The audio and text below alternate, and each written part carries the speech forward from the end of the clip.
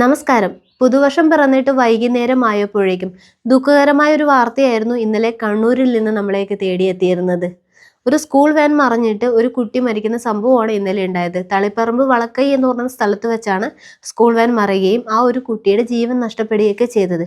ആ വാർത്തകളൊക്കെ നമ്മളിപ്പോൾ പത്രമാധ്യമങ്ങൾ വഴിയൊക്കെ നമ്മൾ അറിഞ്ഞു കാണും.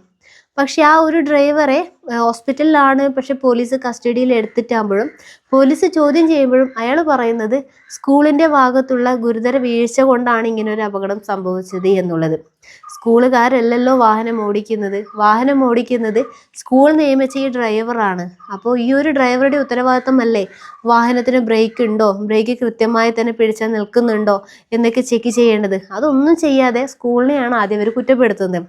മാത്രമല്ല, പോലീസിന്റെ കണ്ടെത്തലിൽ ഇയാൾ ആ ഒരു വാഹനം ഓടിക്കുന്ന ടൈമിൽ ഫോൺ യൂസ് ചെയ്തിട്ടുണ്ട് എന്നും പറയുന്നുണ്ട്. അതായത് 4:03 ടൈമിൽ ഇദ്ദേഹത്തിന്റെ ഫോണിൽ വാട്സപ്പ് സ്റ്റാറ്റസ് ഒക്കെ വെച്ചിട്ടുണ്ടായിരുന്നു എന്ന്.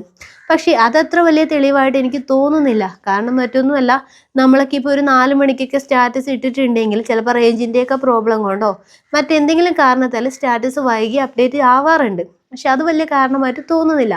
പക്ഷേ ഇവിടെ ഈ ഒരു വാഹനം മറിഞ്ഞതിൻ്റെ കാരണം സത്യത്തിൽ ആ ഒരു ഡ്രൈവറുടെ ഓവർ സ്പീഡ് ആണ് എന്ന കാര്യത്തിൽ ഒരു സംശയവുമില്ല. കാരണം നമ്മൾ ഇതിൻ്റെ CCTV ഫുട്ടേജിലൊക്കെ കണ്ടതായിരുന്നു ആ ഒരു വാഹനം എത്ര വലിയ സ്പീഡിലാണ് അവിടത്തേക്ക് വരുന്നത് എന്നുള്ളത്. ഇത്തരം ഒരു ന്യൂസ് പത്രമാധ്യമങ്ങളിലൊക്കെ വന്നതിന് ശേഷം, പ്രത്യേകിച്ച് സോഷ്യൽ മീഡിയയിൽ വന്നതിന് ശേഷം അതിൻ്റെ അടിയിൽ വന്നിരിക്കുന്ന കമൻസ് ഒക്കെ ഞാൻ വായിച്ചു നോക്കി.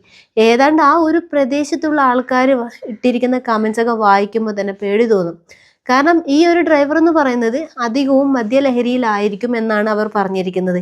ഇയാൾക്ക് എന്നും ഓവർ സ്പീഡ് തന്നെയാണ്, മരണപ്പാച്ചിൽ തന്നെയാണ് ഇയാൾ കുട്ടികളെയും കൊണ്ട് പായുന്നത് എന്നൊക്കെയാണ് അതിനിടയിൽ വന്നിരിക്കുന്ന കമൻറ്റ്. സത്യമാണ്. പല വാഹനങ്ങളും, അത് പ്രത്യേകിച്ച് സ്കൂൾ ട്രിപ്പ് പോകുന്ന വാഹനങ്ങളൊക്കെ, സ്കൂൾ ബസ് ആയിക്കോട്ടെ, സ്കൂൾ വാൻ ആയിക്കോട്ടെ, പോകുന്ന പോക്ക് കണ്ടാൽ തന്നെ പേടി തോന്നും.